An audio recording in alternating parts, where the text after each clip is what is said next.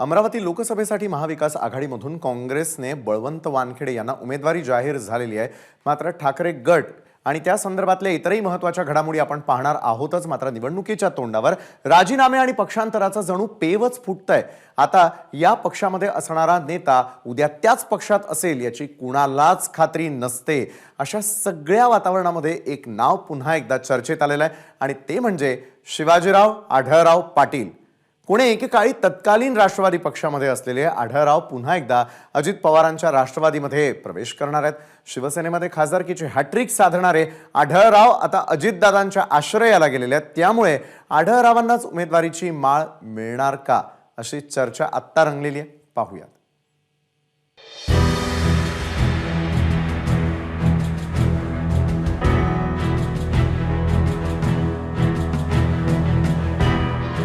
शिवाजीराव दत्तात्रय आढळराव पाटील नाव जितकं लांबलचक तितकीच राजकीय कारकीर्दही मोठी आणि सध्या चर्चेतलं मोठं नाव।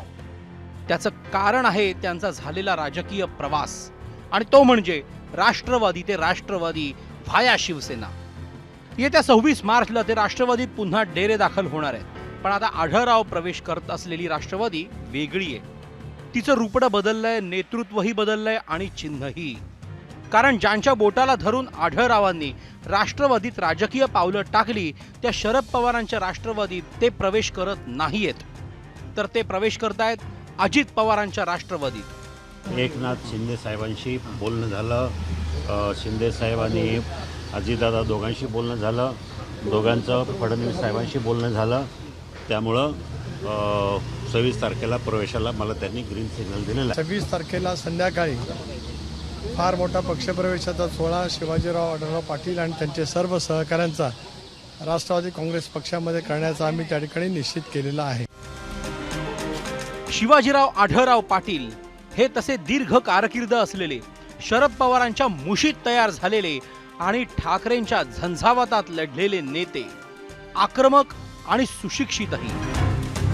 पुण्याच्या आंबेगाव जवळचं लांडेवाडी हे शिवाजीराव आढळरावांचं गाव। कोल्हापूर विद्यापीठातून कला शाखेत पीडी पदवी, भीमाशंकर कारखान्याचे माजी संचालक, कारखाना उभारणीत पुढाकार, क्रिकेट, बैलगाडा शर्यती आयोजनामुळे ग्रामीण भागात जनसंपर्क।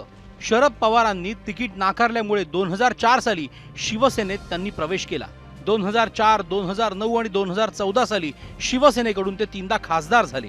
2019 साली राष्ट्रवादीच्या अमोल कोल्हेंकडून आढळरावांचा पराभव झाला। शिवाजीराव आढळराव पाटील अजितदादांच्या राष्ट्रवादीत प्रवेश करत असल्यामुळे एकेकाळी त्यांचा पराभव करणारे अमोल कोल्हे आणि एकेकाळी शिवसेनेतले सहकारी असलेले अंबादास दानवेंनी त्यांच्यावर टीकांचे बाण सोडलेत। जे आपण उल्लेख केला त्यांच्या जर विधान बघितलं तर त्यांना 2019चा बदला घ्यायचा आहे। मला मात्र सर्वसामान्य शेतकऱ्यांचा, सर्वसामान्य कष्टकऱ्यांचा, महाराष्ट्रातल्या युवकांचा आणि महाराष्ट्राच्या स्वाभिमानाचा आवाज हा दिल्लीत घुमत राहावा यासाठी मी मायबाप जनतेकडे हे आशीर्वाद मागतोय आणि त्यासाठी मी या निवडणुकीकडे त्या दृष्टीनं बघतोय। मात्र त्यांना जर हा बदला वाटत असेल तर मायबाप जनता सूद नाही। परंतु मला असं वाटतं ही शिवसेना आणि राष्ट्रवादी आम्ही फोडून सत्तेवर आलं हे देवेंद्र फडणवीसांनी स्पष्ट केलं, ही चांगली गोष्ट झालेली आहे। कारण मग हे लोक खोटं बोलतात हे तरी प्रूव्ह झालं। आणि आढळराव पाटलांचं सुद्धा हेच उदाहरण येतं की घेणं देणं काही नाही, मला तिकीट पाहिजे, मला निवडून यायचं आहे आणि हेच दिसतंय। हाती अनेक कंपन्या, शेती क्षेत्रात मोठं काम, राजकारणाचा दीर्घ अनुभव, क्रिकेट आणि बैलगाडा शर्यतींचं आयोजन, अशामुळे कायम चर्चेत असणारे आढळराव उमेदवारीचं तिकीट मिळवणार की पॅव्हिलियनमध्येच बसणार आणि तिकीट मिळालंच तर लोकसभेची शर्यत जिंकणार की क्लीन बोल्ड होणार हे येत्या 4 जूनलाच कळेल।